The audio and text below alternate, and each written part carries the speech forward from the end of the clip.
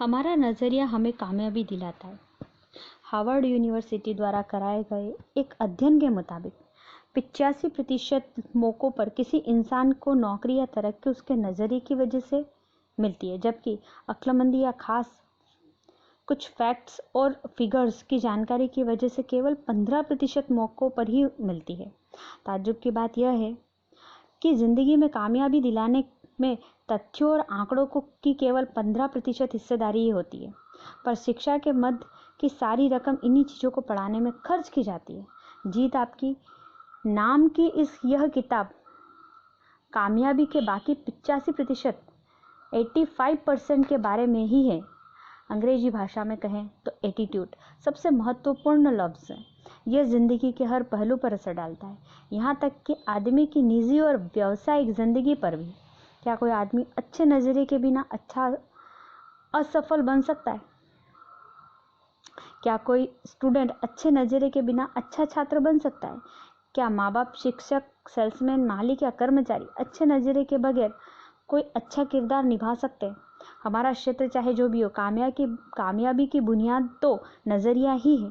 अगर कामयाब होने के लिए नज़रिए की इतनी अहमियत है, तो क्या हमें ज़िंदगी के बारे में अपने नज़रिए की जांच परख नहीं करनी चाहिए?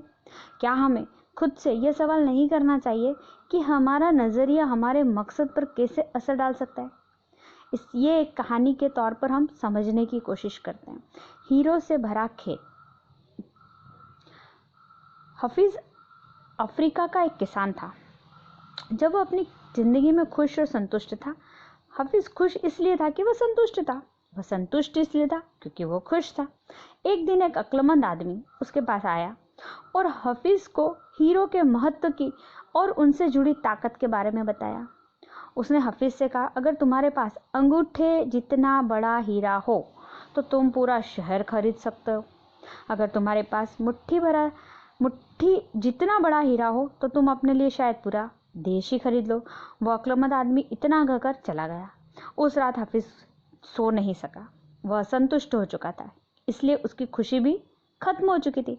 दूसरे दिन सुबह होते ही हफीज़ ने अपने खेतों को बेचने के और परिवार की देखभाल का इंतजाम किया और हीरे खोजने के लिए रवाना हो गया। वह हीरो की खोज में पूरे अफ्रीका में भटकता रहा, पर उन्हें कहीं पर भी हीरे नहीं मिले। उसने उन्हें पूरे यूरोप में भी ढूंढा, पर वे वहाँ पर भी उसे नहीं मिले। स्पेन पहुँचते पहुँचते वो मानसिक, शारीरिक और आर्थिक स्तर पर पूरी तरह से टूट चुका था। वह इतना मायूस हो चुका था कि उसे बार्सिलोना नदी में कूदकर खुदकुशी कर ली। इधर इस आदमी ने हफीज़ के खेत खरीदे थे। वह एक दिन उन खेतों से होकर बहने वाले नाले में अपने ऊँटों को पानी पिला रहा था। तभी सुबह के वक्त उग रहे सूरज की किरणें नाले के दूसरी ओर पड़े एक पत्थर पर पड़ी। वहां पर इंद्रधनुष की तरह चमकता एक पत्थर उसे दिखाई दिया। वह यह सोचकर उस पत्थर को वहां से उठा लाया कि वह अगर इसे अपनी बैठक रूम में रखेगा तो वह बहुत ही सुंदर दिखेगा और वह उसे वहां सजा सकता है। उसी तरह दोपहर में हफीज़ को हीरो के बारे में बताने वाला जो आदमी था, वह आदमी खेतों के इस नए मालिक के पास आया। उसने उस जगमगाते हुए पत्थर को देखकर पूछा, क्या हफीज़ लौट आए हैं? नए मालिक ने जवाब दिया, नहीं, लेकिन आपने यह सवाल क्यों पूछा? अक्लमंद आदमी ने जवाब दिया, क्योंकि यह हीरा है, मैं उन्हें देखते ही पहचान जाता हूँ। नए मालिक ने कहा, नहीं, यह तो महज एक पत्थर है, मैंने इसे नाले के पास से उठाया, आइए मैं आपको दिखाता हूँ। वहाँ पर ऐसे बहुत सारे पत्थर पड़े हुए हैं। उन्होंने वहाँ से नमूने के तौर पर बहुत सारे पत्थर उठाए और उन्हें जांचने परखने के लिए भेज दिया। वे पत्थर सच में हीरे थे और हीरे ही साबित हुए।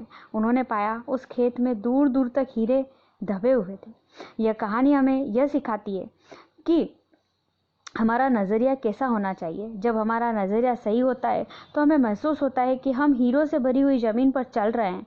मौके हमारे हमेशा पांव तले दबे हुए रहते हैं। हमें उनकी तलाश में कहीं जाने की ज़रूरत नहीं है, हमें केवल उनको पहचान लेना है। दूसरे के खेत की घास हमारे हमेशा हरी लगती है।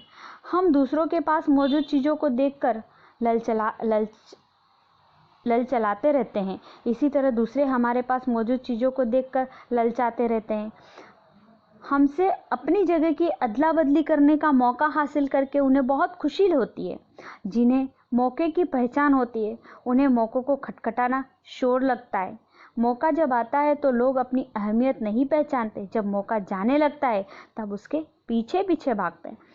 कोई मौका दोबारा नहीं खटखटाता। दूसरा मौका हमेशा पहले वाले मौके से बेहतर या बदतर हो सकता है, पर वह ठीक उसके जैसा बिल्कुल नहीं हो सकता है। इसलिए सही वक्त पर सही फैसला लेना बेहद ज़रूरी होता है। गलत वक्त पर लिया गया सही फैसला भी गलत फैसला बन जाता है।